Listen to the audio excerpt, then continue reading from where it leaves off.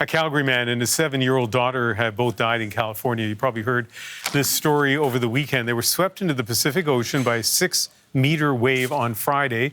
Divers located the young girl's body on Sunday. Came with all my intention to find her, and I was lucky that I was able to bring closure to the family. Investigators say the man was with his wife and 2 children at a beach when the wave hit.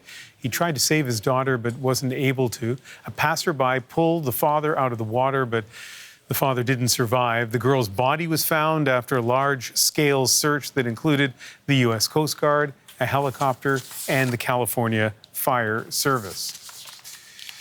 Well, let's bring in our science and climate specialist, Darius Mahdavi, to talk a little bit more about what was behind this wave that came in. What do we know about what happened? Well, details are scarce, but it seems like what happened is that this was a sneaker wave or a rogue wave. Here in Canada, that's what we call them, rogue waves, whether they're out in the open ocean or they come to land. In the States, they call them sneaker waves. These are waves that are much, much larger than the waves around them that have been coming in. They can be, meters and meters high, 6 meters high, this one was, and they can come in really without warning. That's what makes them so dangerous. It's not like you have big waves coming in, people are aware of what's happening and they can make better decisions. These can come without any warning at all, and that's what makes them so dangerous. Yeah. The difference in the States is that rogue waves are out in the open ocean. Sneaker waves are the ones that come ashore and can move 50 meters up from the foam line, up from where it seems like the waves have been coming without warning. Yeah, and just to give those of you who are watching at home a sense of the enormity of this wave, I just want to show you, for scale purposes, if you look at where those monitors are that say CBCNN Live, and then there's that metal bar, silver bar, that goes around the top, that's approximately the height of that wave that was just off the California coast. So imagine being on the beach and all the other waves are kind of what you're expecting, sort of normal. You're on the beach, they're not coming up to where you are. And then all of a sudden, this one towering wave comes in, it crashes onto the beach, and in this case, it pulled into the water this 7-year-old girl. That's right. So these waves can be incredibly dangerous, and we don't really know how they form. We have some ideas, there are some theories out there,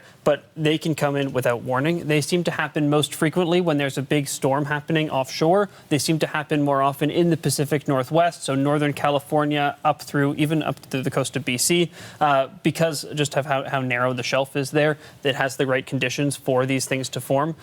With that being said, the prediction aspect of this is really difficult. The National Weather Service had issued a warning saying, surf conditions are dangerous. There may be a risk of sneaker waves, but many of us have never heard that term before. If we were on holiday down in California, we wouldn't know to really be aware of these things. And if the waters seem calm, it's really difficult to forecast, to be prepared for that just as an individual. Yeah, what did you were saying in the United States? They were saying 4 people died over the course of a year attributed to these sneaker waves? So 2 to 5 people a year. The statistics from different organizations differ, but at least 24 deaths in the last 10 years. Yeah, okay, all right. It's one of those things people have to assess their risk, whether it's from avalanches or car crashes or sneaker waves. There's only so much you can do to really protect yourself. That's right. I mean, dangerous surf conditions can be do take more lives a year than sneaker waves do alone, but these are very unpredictable and